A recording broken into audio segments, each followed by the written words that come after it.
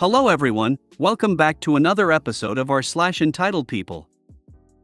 In today's episode, entitled woman screams at me and my husband BC our shop is kosher.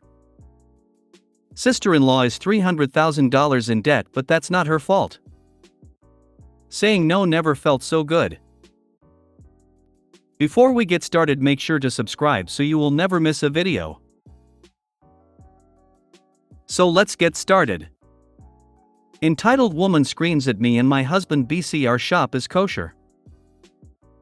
So to set things off, I'm 26F, on the 28th I will be 27, I own a sandwich shop with my 27M husband, we are both Jewish so our shop is kosher, we aren't extremely religious though we do the bare minimum.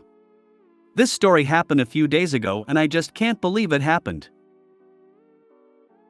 So this was in the middle of a very warm day so the air conditioning was on 19 degrees I think. Anyway, around 3 p.m. a woman comes into the shop and orders her sandwich. All good until she asks for pork in her sandwich, so I point to the sign above that says the rules and the shop doesn't sell pig. She got upset, I assume, and says, "Can't you just give it to me?" One time, so I tell her we don't have any pig meat in the shop, so she gets more upset and yells, "Go get me pork you," which is the point my anger issues kick in and I tell her in a rather annoyed tone, "Lady, this is a kosher shop. If you want pig that badly go to a different shop," and she screams, "There isn't another shop in a 50-mile radius. Get me what I ***king want." Then my husband comes out of the back due to the loud noise, and quickly tries to defuse the situation. I tell him what happened and he told me to go to the back and calm down, so I go to the back and put some pretty loud music on my headphones. This is from what my husband told me later on that day. Apparently the woman screamed at him that he's a dirty Jew, "Give me pork right now." Well, he told me that he threatened to call the cops on her and she leaves pretty upset. So yeah, it happened and we bought a big chalkboard, and wrote big on the board, "We do not sell pig, this is a kosher shop," and the rules below it. Edit, it happened when the shop barely has customers. Edit, thank you all for 1.2M views. I never thought any of my posts would get this many. Now to the answers. For those who pointed out degrees and miles thing, I forgot the name for it in English so I used miles. English isn't my first long, and I have overall bad spelling so yeah. For those who question my age, I'm not some 12-year girl who posts random lies on Reddit for fun. This is just the story that stand out and get posted. I am a bit childish though, I might be over-extreating it if I spell that right. YK the win when you're taking things out of proportions? Yeah but that's how I wrote it. LOL, she wanted pork so bad I'd have told her to look in the mirror. Let's just think about this a second. This is the only sandwich shop in 50 miles. 1. I doubt it, and 2. Where were they going to get pork from? Go next door to Farmer John and have him kill a pig and butcher it real fast? WTF? I'm sorry you had to deal with that, you handled it better than most. If she went in a vegan restaurant and demanded a steak, her entire life would have been on the internet before she was fully out the door. Going to restaurants and demanding food that isn't on the menu. Then pretending the problem is there being no other shop in 50 miles, before calling the owners dirty Jews and leaving. This had nothing to do with sandwich preferences. I'd like the lobster platter. What do you mean you don't have shellfish? Stupid people, ignorant people, rude people. I've had it with them. I am so sorry that happened to you. The town I grew up in has a large Jewish population, and we all went to school together, and worked together with no bias. I just don't understand how someone could be so ignorant to walk into a kosher business and want pork? Really? That's some kind of messed up. Sister-in-law is $300,000 in debt but that's not her fault. My sister-in-law, let's call her Shirley, is a class act.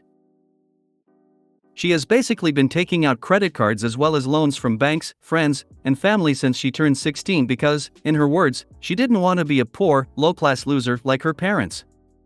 She has now run up about $300,000 in debt, and this is in a poor country so it's even worse. She has at least 3 maxed-out credit cards, as does her husband.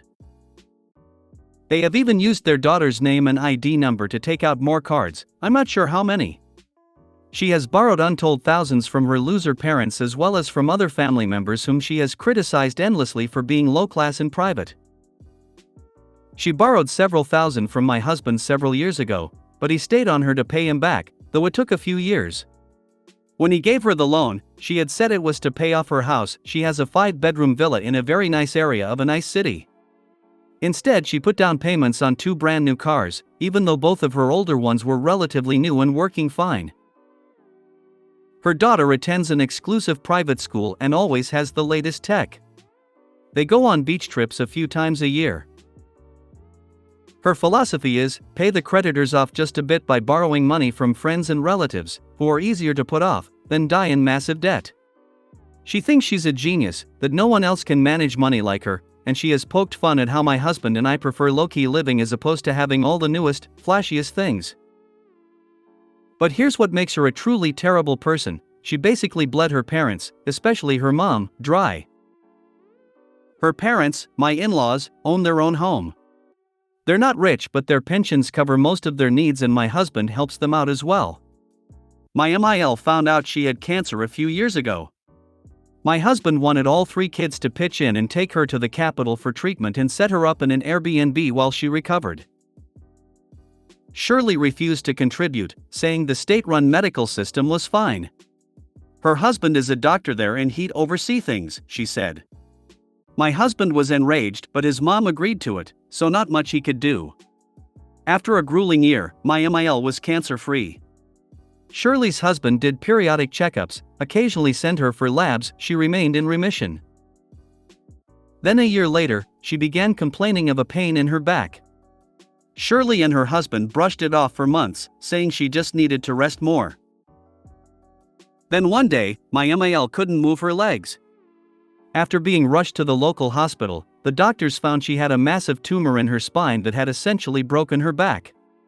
The same song and dance occurred again, my husband insisting she get private care in the capital and Shirley rejecting that. She'd take care of her in her own home, she said, as her husband had confirmed the cancer was too far advanced and she'd just need hospice care.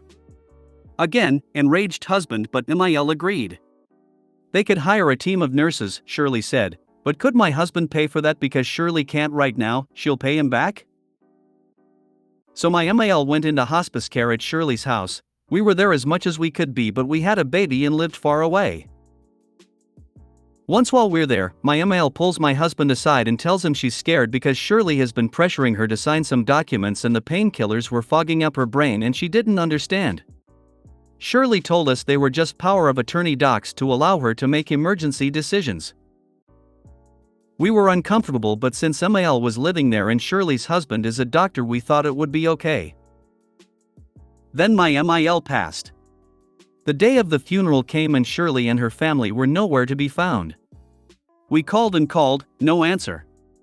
We asked one of the aunts about it and she rolled her eyes and told us what had happened. This aunt had been planning the funeral with Shirley and my father-in-law. During the planning, she discovered Shirley had convinced my MIL about a year ago, right before the doctors found the cancer and while her doctor husband had been caring for her, to take out a life insurance policy on herself, with Shirley as the sole beneficiary. We would later find out that she somehow bribed a notary to fake the death certificate date and cause of death so she got more money. I'm not sure how that worked, but that's what I was told. In the country we were living in, pretty much anything is possible with a bit of cash. She had also convinced my in-laws to sign over ownership of the house to her so she could secure another large loan from the bank, using the house as collateral. The house was actually supposed to go to my husband and brother-in-law. My husband and BIL get on the phone with Shirley and confront her. Shirley starts screaming at them, telling them their lives have been so much easier than hers and that she has done so much more for their parents than they have, and just telling a whole load of lies about how my husband has always been a freeloader. He has worked since he was 13, paid for his own education, and has a high-level job after working like a dog for 2 decades. She said everyone has always taken advantage of her and that's why she's in so much debt. Everyone else was at fault except her. We went no contact after that, but BIL and FIL have gotten sucked back into her orbit again and both have loaned her money. She has even been trying to get my FIL to let her sell the house for him, and then she gives him an allowance every month out of the money from the sale and he can live with her. Meanwhile, my husband and I moved to the US and are just enjoying our debt-free, entitled person-less lives. Wow. Glad you are far away from that crazy. Sounds like a personal Ponzi scheme. Glad you got out. Oh, hell to the no. Is there anything that can be done? What about proving that the notary changed the death certificate and cause? Surely there's something. This is not right, and her daughter is going to flip out on her parents when she gets older and finds out what her mother has done and ran up in her name. I know if it was me, I would not stop till she was in some major trouble for all this. She ain't only entitled, but she is scum. Like lower than anything, even dirt. Poor excuse of a daughter/person. Some people never learn that they are being used by a con artist who lies to their faces to get what they want. You can try telling BIL and FIL, but let them know that when they give her money, you won't feel sorry for them.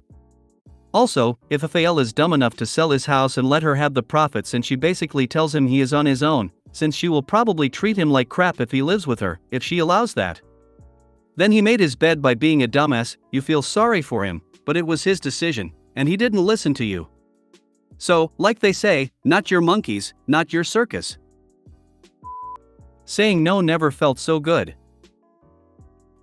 So, I work in a supermarket, mainly in the bread department. We offer lots of fresh baked goods as croissants, cinnamon rolls, and whatnot that customers can grab with tongs. When I was filling some shelves, a customer called me over because he needed help. I put my boxes down and walked over when this customer asked if I could grab him one thing because his hands were full. This entitled customer, EC, had only 1 cup of coffee in his hand. A bit flabbergasted, I did help him. I already walked over and didn't want to do that for nothing.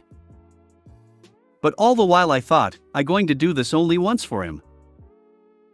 Let me be clear, EC doesn't need help because of any physical reasons. There's a big ledge where you can put something down.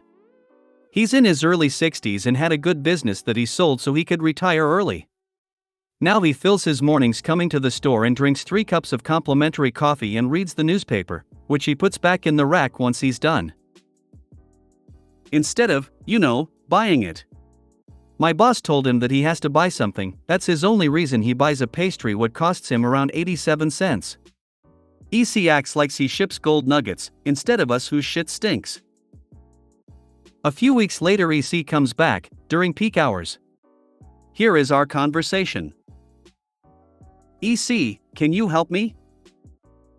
Me, yes of course, what can I do for you? EC, can you put a cinnamon roll in a bag for me? My hands are full. Again, just a small coffee cup. Me, I wouldn't say they're full, I think you can do that yourself, sir. EC, but, I'm asking politely? Am I not? Me, and I'm refusing politely. EC is totally baffled and sees and calls my boss, the owner of the store, over. EC complains that I won't help him while his hands are full. Boss looks at his hands and says, wouldn't say they're full, I think you can do that yourself, but I have an appointment so I gotta go. Turns his back to EC and walks away. Leaving EC and me looking at each other, he was a bit red and I pretty happy and confident. Later I got called to his office.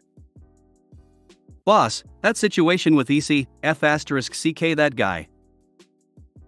Love working for this boss.